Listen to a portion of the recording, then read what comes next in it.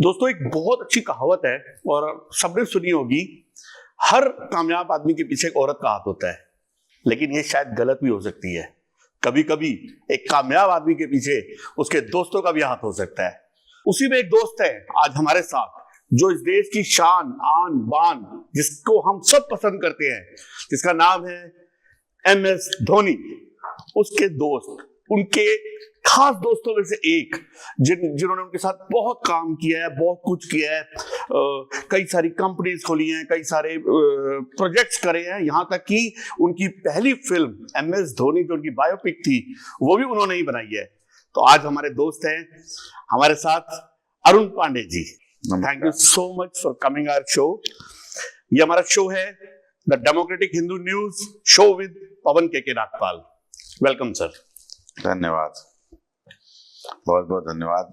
आपने मुझे बुलाया अपने शो में और मैं आपको बधाई दूंगा और बहुत शुभकामनाएं दूंगा। Thank you so much sir कि आप और इस तरह शो करते रहें और जिस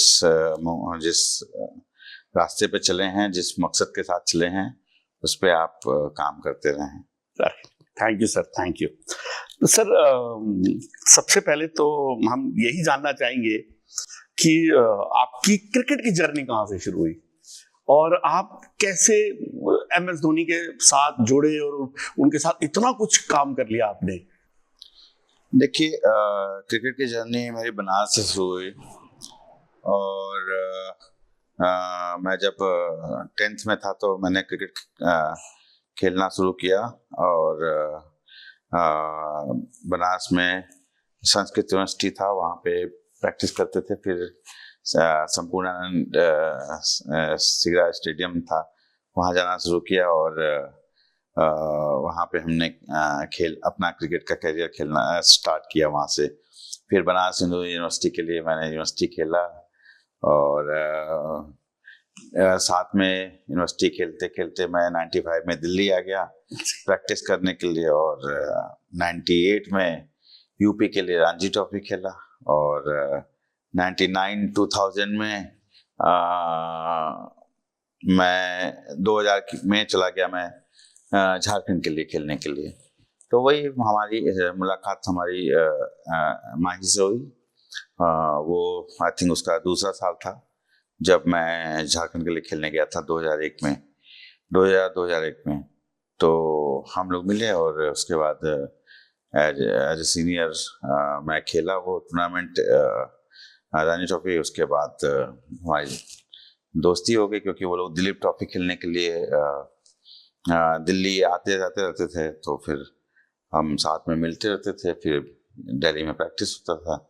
इस तरह से हमारा एक रिश्ता बन गया और इतना अच्छा रिश्ता बना कि आपने उनको मैनेज करना शुरू कर दिया, उनका सारी एडवर्टीजमेंट्स और ये सब आपने हैंडल करनी शुरू कर दी। वाकई ये बहुत अच्छी जर्नी थी और ये उनके लिए भी मुझे लगता है कि उस टाइम का बहुत अच्छा पीरियड था, जो वो हर एडवर्टीजमेंट में हम लोगों को दिखते थे। और ये आज हमारे दर्शकों को पता चल रहा है कि उसके पीछे आपका बहुत बड़ा हाथ था। नहीं, मैं इसको हाथ नहीं समझता हूँ, मैं इसको अपॉर्चुनिटी समझता हूँ लाइफ में। कभी भी ये नहीं सोचना चाहिए कि मेरा हाथ था, मैं नहीं होता तो कोई और होता, वो नहीं होता तो कोई और होता। तो ये जर्नी है, जर्नी चलती रहती है।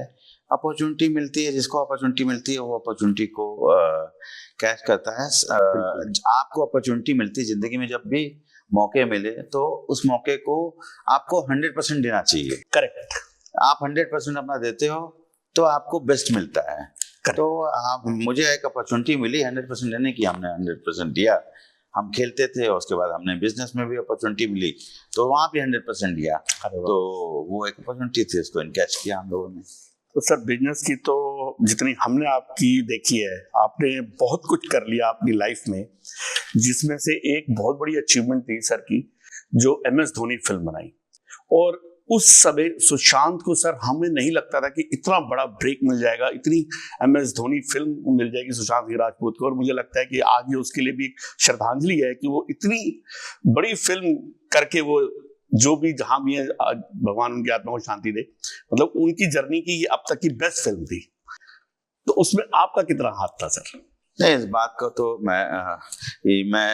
मतलब मुझे बहुत सुकून मिलता है सोच के ये, क्योंकि मैं जब ये मूवी के बारे में सोचना शुरू किया था, क्योंकि मेरा एंटरटेनमेंट में बहुत मन था, मूवी में बहुत क्रिएटिव माइंडसेट है मेरा, बहुत क्रिएटिविटी में दिल लगता है मेरा, तो मैं हमेशा सोचता था कि मूवी में काम करूंगा, प्रोडक्शन में हमेशा से मन रहा, फिल्मों में, एंटरटेनमेंट में, कंटेंट में हमेशा से दिल लगता रहा। 2001 2002 में भी मैंने कुछ भोजपुरी फिल्में थी, उसमें भी मेरा मतलब ऐसे ही थोड़ा बहुत इनपुट देता रहता था मैं, तो एंजॉय करता था मैं। तो मैं सोचा कि कभी अपॉर्चुनिटी मिलेगी तो एक अच्छा काम करूंगा। तो जब मुझे दिखा धोनी की जर्नी दिख रही थी, तो मुझे लगा यार कि जब मेरे पास एक अपॉर्चुनिटी है, इतनी अच्छी जर्नी है कि एक हम्बल बैकग्राउंड का लड़का एक पूरे देश के लिए मोटिवेशन बन सकता है। किसी के लिए भी ये एक मोटिवेशन है कि आप मेहनत करते हो, आपको भविष्य का पता नहीं है, लेकिन आप मेहनत करते हो तो आपको पता है कि जो आपके हाथ में है वो है मेहनत, और मेहनत के बाद जो आपके भविष्य में, आपके लक में है, डेस्टिनी में है, वो आपको मिल के रहेगा।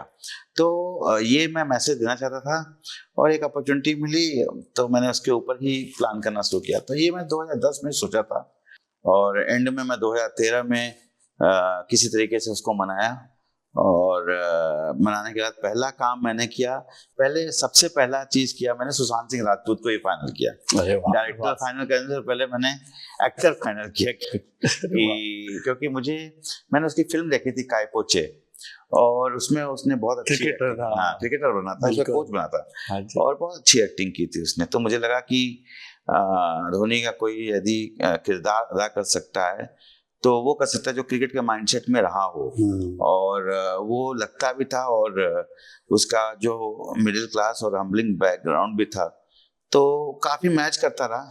तो जब काय पोचे देखा तो लगा नहीं, बस मेरी जर्नी यही है, कभी भी फिल्म बनेगी तो इसको लेके ही बनेगी। और मेहनत भी बहुत किया उसने। सर, हम MS धोनी फिल्म की बात करें और सुशांत की बात ना करें तो ये तो हो नहीं सकता। तो कुछ और चीज मैं उसके बारे में जानना चाहूंगा, क्योंकि आपने नेचुरली उसके साथ बहुत वक्त भी बिताया होगा, शूटिंग के दौरान, प्रमोशन के दौरान, हर समय, रिलीज के दौरान। तो आज शायद लोग ये भी जानना चाहते हैं कि वो पर्सनली बिहेवियर में कैसा था। वो बहुत ही पैशनेट था, बहुत ही अपने काम के प्रति बहुत पैशनेट था, क्योंकि आप देखो माइंडसेट उसका जीनियस था। वो IIT का स्टूडेंट रहा, वो इंजीनियरिंग के बैकग्राउंड से वो छोड़ के वो छोड़ के वो एक्टिंग में आया।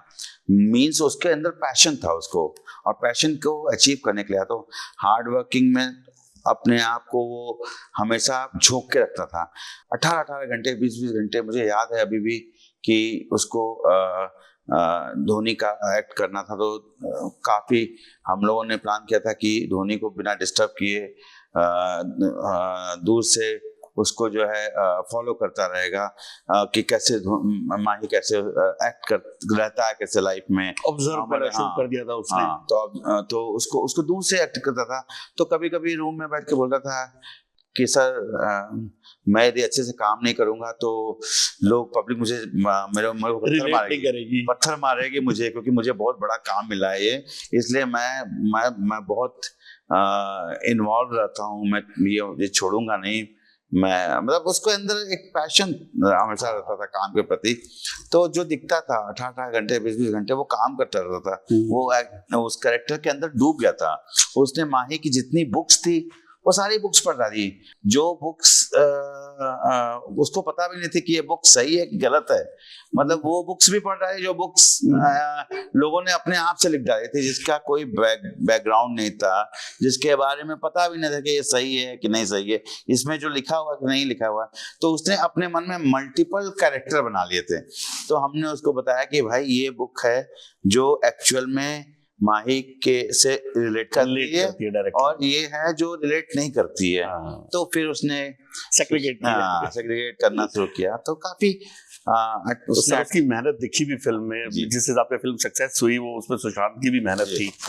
मैं तो सर आपको यही कहूंगा कि as an MS Dhoni producer आपने जो सुशांत को ब्रेक दिया इस फिल्म को देखे, मतलब मैं तो उसके लिए आपका दिल से थैंक यू करूंगा, और वो उसकी लाइफ टाइम मेमोरेबल फिल्म है। ये मूवी भी एक जर्नी थी, माही की भी जर्नी थी और सुशांत की भी एक जर्नी थी, हाँ जी। और मेरी भी एज ए प्रोड्यूसर एक जर्नी थी। कभी कभी मजाक में एमएस माही बोल देता था इस बात को कि फिल्मों से एक्टर लॉन्च होते हैं, एक्ट्रेस लॉन्च होती हैं, ये पहली फिल्म होगी जिसमें प्रोड्यूसर लॉन्च हुआ। तो बहुत ही मतलब लेग पुलिंग होती थी, तो उसमें हम लोग ऐसे बात करते रहते थे। तो एक जर्नी थी जो 2010-11 में हमने सोचा था।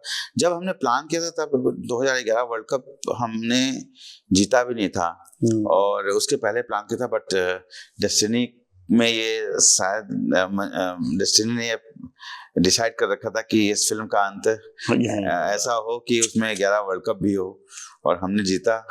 और हम आशा करते हैं कि अब नेक्स्ट वर्ल्ड कप हो तो हम 50 ओवर वर्ल्ड कप भी जीते हैं। बिल्कुल सर, बिल्कुल। वर्ल्ड कप की बात आपने छेड़ी है तो मैं वर्ल्ड कप पे ही आऊंगा कि जो उस वर्ल्ड कप के दौरान मैंने आपकी एक पिक्चर देखी है जिसमें आप ग्राउंड में सारे प्लेयर्स के साथ कप के लेके आप है उसके अंदर। जब कप मिला था तो जिस ग्रुप की पिक्चर, उस ग्रुप की पिक्चर में आप भी हैं। वो क्या मोमेंट था और उस मोमेंट की वैल्यू क्या थी सर? नहीं, वो तो हम लोग देखिए, हम लोग सारे इमोशन में हम डूब चुके थे, क्योंकि वो जो 1.5 महीने 2 महीने जो समय था उसमें हमको पता ही नहीं चलता था क्या हो रहा है। हर तरफ सिर्फ वर्ल्ड कप की बातें होती थी। हम लोग तो खेलते नहीं थे, हम तो सिर्फ साथ में थे, लेकिन ऐसा लगता था कि जैसे हम भी खेल रहे हैं, ऐसी फीलिंग्स ही आती थी। लेकिन जब ये खत्म हुआ तो प्लेयर जो थे उनको भी बिलीव नहीं होता कि वर्ल्ड कप फिनिश हो गया है और ये वर्ल्ड कप जीत गए हैं। तो पूरे देश को नहीं हुआ था। तो मतलब उनको रियलाइज नहीं हुआ कि ये वर्ल्ड कप जीत चुके हैं। तो लोगों ने सारे लोग चले गए। मैं बहुत ही इमोशनल था। मैं बाहर जाके मैं फील करना चाहता था। मैं नीचे गया, ड्रेसिंग रूम के पास गया, वहां पे सबको देखा। मैं बाहर गया, मैंने सबको देखा, रजनीकांत सर को देखा, मैं सारे शाहिद कपूर सबको देख रहा था। सड़क पे करोड़ों लोग खड़े हैं, सब एक दूसरे से गले मिल रहे हैं, किसी को कोई फर्क नहीं क्या गोरा क्या काला क्या है, मतलब क्या हिंदू मुस्लिम सिख ईसाई, पूरा देश एक लग रहा था। उसकी इतनी खुशी मिल रही थी। मैं उसको एक्सपीरियंस करता, मैं वहां से चलते हुए गया और मैं होटल पहुंचा। हम लोग होटल में सब साथ में सेलिब्रेट किए। पूरी टीम जब आई तो हम साथ बैठे, सेलिब्रेट किए। हम सोए नहीं, हम समझ सकते हैं, हम सोए नहीं, हम सेलिब्रेट किए, हम एंजॉय किए। बिल्कुल बिल्कुल बिल्कुल। एक सर और बड़ा मेरा इंटरेस्ट था, ये क्वेश्चन है मेरा एक। मैंने सुना था आपने कुछ गरीब बच्चों के लिए, गरीब बच्चों को अच्छे बैट मिल सके, अच्छी किट मिल सके, अच्छा सामान मिले खेलने के लिए, अच्छी सुविधा मिले, उसके लिए आपने कुछ एक ब्रांड स्टार्ट किया था। उसके बारे में थोड़ा सा बताइए, ताकि चाहे उस वजह से और भी कुछ बच्चे आपके साथ जुड़ सके। मैंने जब मैं खेलता था तो बनारस में प्रैक्टिस करता था, तो सिगरा स्टेडियम में मैं प्रैक्टिस करता था, तो वहाँ पे हैंडपंप होता था। अच्छा, हैंडपंप से पानी निकालता था, एक हाथ से पानी निकालता था और एक हाथ से पीता था।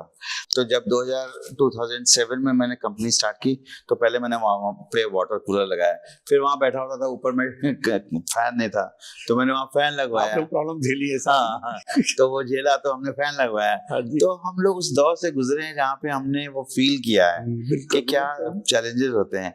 तो मैंने 2010 में हम लोगों ने रिति फाउंडेशन करके एक फाउंडेशन बनाया। अच्छा। जिसमें मैंने अपने से खुद से स्टार्ट किया लोगों को सपोर्ट करना।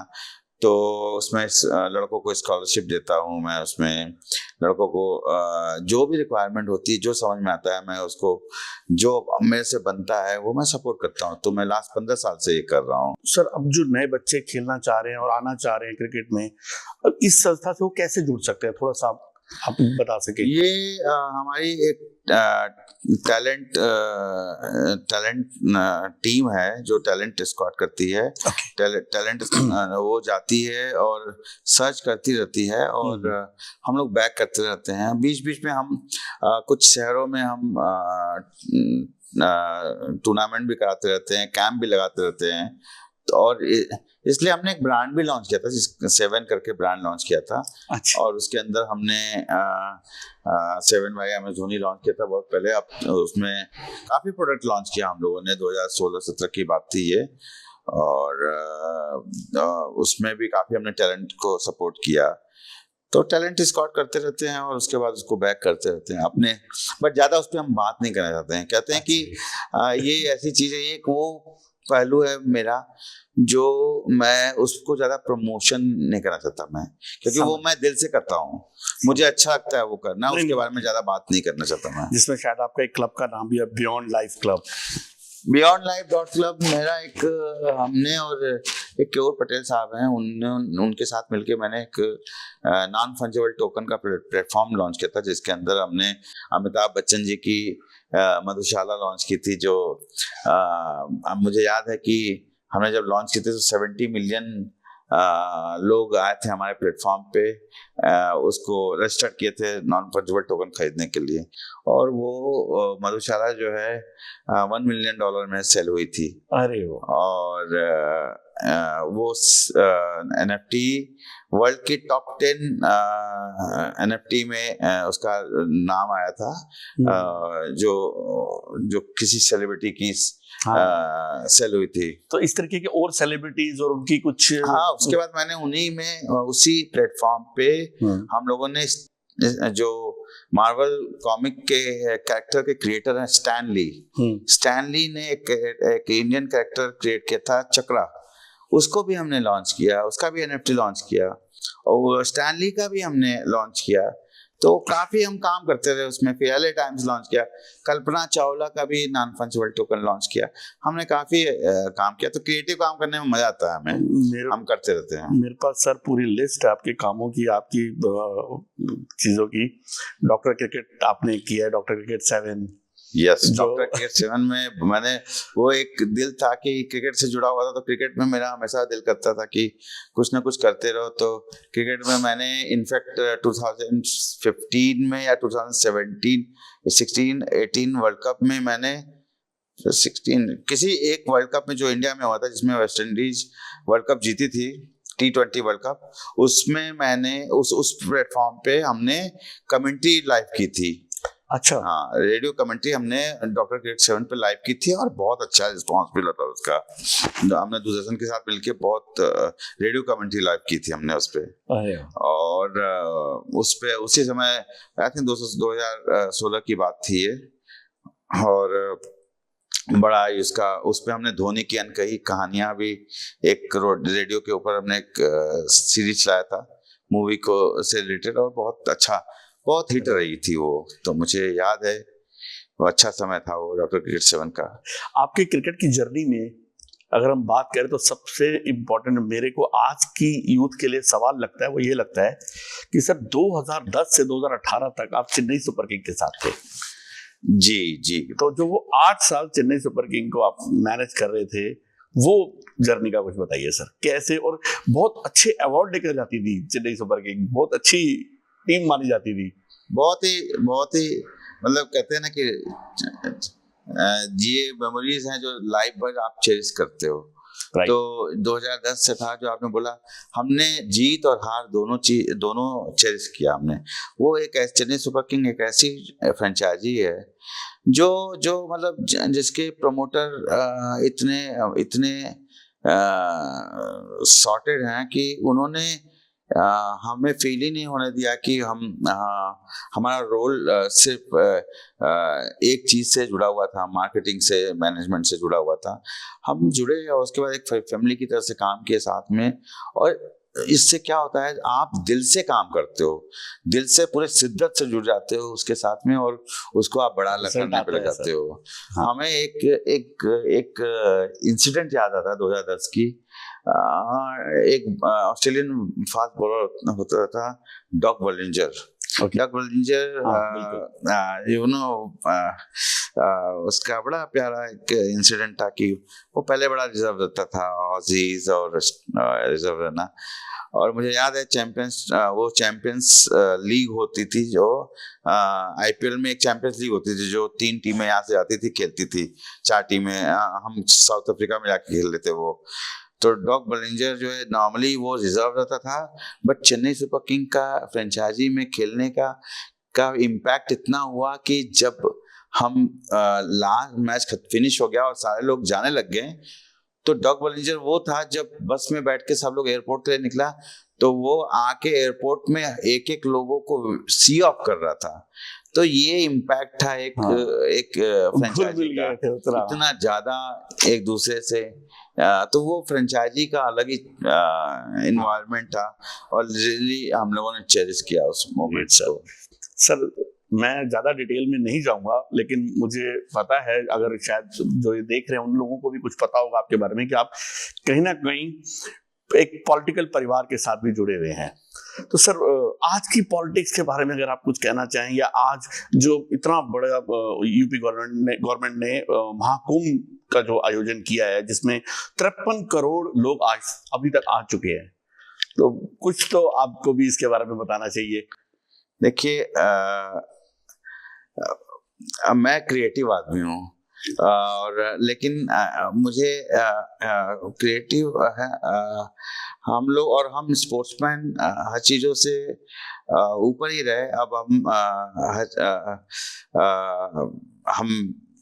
हम प्रोफेशन में हैं, लेकिन आज बहुत सुखद अनुभूति होती है देख के, बहुत सुखद अनुभूति होती है जब ये देखने को मिलता है। अभी न्यूज़ देख रहा था कि 54 करोड़ लोगों ने स्नान किया है महाकुंभ में। दिखाता है कि हमारी जनरेशन, विश्व पूरा हमारे संस्कारों के प्रति, हमारे आस्थाओं के प्रति जागृत हो चुका है। और जो हमारी वैदिक साइंस है, जो हमारी ह्यूमन फिलॉसफी है, उसको इतना उभरता हुआ देख के एक अच्छी अनुभूति होती है, अच्छा लगता है। और पूरा विश्व एक है। हम तो एज ए स्पोर्ट्स पर्सन हमने हमेशा ये सीखा है कि कोई बटाव नहीं है एक दूसरे, सब एक है। और ये दिखा रहा है, महाकुंभ दिखा रहा है कि सब एक है, पूरी धरती एक है। जब 55 करोड़ लोग इसके अंदर में एक स्नान करते हैं तो उसमें कोई पहचान नहीं रहती है। हर आदमी स्नान कर रहा है और एक इच्छा के साथ आ रहा है। ये संस्कार बताता है। कलाकार आ रहे हैं, क्रिकेटर आ रहे हैं, पॉलिटिशियन आ रहे हैं, सब कोई नहीं, हम उससे पहले वो इंसान है, सब इंसान बन के आ रहे हैं। जी, सब इंसान बन के आ रहा है, कोई फर्क नहीं पड़ता है। पहले सबसे पहले वो इंसान है। तो सर अब तो ये सवाल तो बनता है पूछना कि आप अगला बॉलीवुड में क्या करने वाले हैं, अगला क्या प्रोजेक्ट करने वाले हैं? मैं काफी प्रोजेक्ट्स कर रहे हैं हम लोग, और वो सब होते रहते हैं। मैं प्रोजेक्ट जो मैं करने वाला होता हूँ मैं उसके बारे में बात नहीं करता हूँ। अच्छा, क्योंकि मैंने हमेशा सीखा है, मैं हमेशा छोटा हो बड़ा हो सीखता रहता हूँ। हाँ जी। कि एक्शन बोलता रहता था, मतलब कि आपके एक्शन बोलने चाहिए, आपके वर्ड्स नहीं बोलने चाहिए। बिल्कुल, आपके एक्शन से समझ में आना चाहिए क्या हो रहा है। चलिए हम आगे फ्यूचर की बात नहीं करते, मैं तो आज प्रेजेंट की बात करता हूँ कि अब आप इस टाइम किस प्रोजेक्ट पे काम कर रहे हैं? मैं इस समय हम लोगों ने एक बीड़ा उठाया है कि देश में जो है, जो एक छोटा मध्यम वर्ग है, जो सरकार जो स्मॉल सेविंग और लॉटरी की एक जो है डिपार्टमेंट है, जो स्मॉल सेविंग करते हैं 10-20 रुपए, 50 रुपए, 100 रुपए, जो आप पूरी कम्युनिटी करती है और पार्टिसिपेट करती है और कई लोगों के भविष्य बना देती है। और वो लॉटरी में क्या है, हम ट्रांसपेरेंसी लाने के लिए काम कर रहे थे।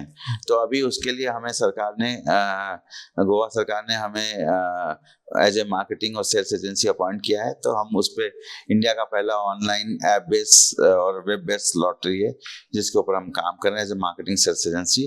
और देश में हमारा ये गवर्नमेंट की हम ट्रांसपेरेंसी से सारे लोगों को जो इसके सपने से दिखाए ना, सपने हकीकत में बदले, और जो उसको डिजर्व करते हैं उन सोसाइटी को कैसे अपब्रिंग कर सकते हैं, उस पर हम काम कर रहे हैं। तो हम काम कर रहे हैं अभी। Good sir, good. तो बस अब मेरे को आपने, मेरे दर्शकों को खास तौर पे आपने ये बताना है सर, क्रिकेट के बारे में कुछ मैसेज दीजिए सर। क्रिकेट के बारे में मैं अभी कहना बहुत जरूरी है। मेरा एक मेरा ये एक शिवेंद्र कुमार सिंह है। हाँ जी। ये जब हम लोग जब माही कैप्टन था और खेलते थे तो शिवेंद्र सिंह स्टार न्यूज पे आता था, और ये मतलब क्रिटिक में तो नंबर 1, बट मजा आता था इनके साथ में। ये कभी जब इंडिया हारती थी तो पोस्टमार्टम कर डालते थे, बट हमारा इनसे बड़ा प्यारा नाता था। अरे वाह। तो इन्होंने एक अच्छी बुक लिखी है ओपनर्स, तो इसमें बड़े मोटिवेशन वाली चीजें होती है, लेकिन हम ये मानते हैं लाइफ में कि जो स्पोर्ट होता है, क्रिकेट होता है या कोई भी गेम होता है, स्पोर्ट आपको लाइफ में कभी भी डिमोटिवेट नहीं होने देता है। सेकंड, आप में हमेशा चाहत होती है और कुव्वत होती है कि आप किसी भी बड़े से बड़े प्रॉब्लम से निकल के बाहर आ सकते हो। मेंटल फिट रहते हैं स्पोर्ट्स में रह के। हाँ, मेंटल फिट रहते हो। और आप लेकिन एक चीज और है, स्पोर्ट आपको यूनाइट है ना, सोशल बनना सिखाती है। बिल्कुल ठीक। सोशल बनना बहुत जरूरी है। आज के समय में आपको सोशल बनना बहुत जरूरी है। हमारी वो गैप है। मैं क्या देख रहा हूँ, आज के यूथ में सोशल रहना और हम्बल रहना बहुत जरूरी है। यदि आप किसी को मैसेज देना चाहते हो तो ये जरूर मैसेज दो कि आज का यूथ हम्बल बने। हम्बलनेस लाना बहुत जरूरी है। हमें हमारे पेरेंट्स या हमारे ग्रैंड पेरेंट्स ये लोग सिखाते थे, बड़ों की रिस्पेक्ट करो, हम्बल रहो, और ये सब चीजें अभी नहीं दिखती है। बिल्कुल। और ये हम्बलनेस जो होती है लाइफ में डिसिप्लिन लाती है, आपको सीखने पे मजबूर करती है और ठहराव लाती है, जो ठहराव बहुत जरूरी है आपकी ग्रोथ के लिए। करेक्ट। तो दोस्तों, ये थे हमारे दोस्त अरुण पांडे जी, क्रिकेट की दुनिया के जाने माने इंसान हैं, और अब हम जल्दी मिलेंगे एक नए गेस्ट के साथ। तब तक के लिए थैंक यू।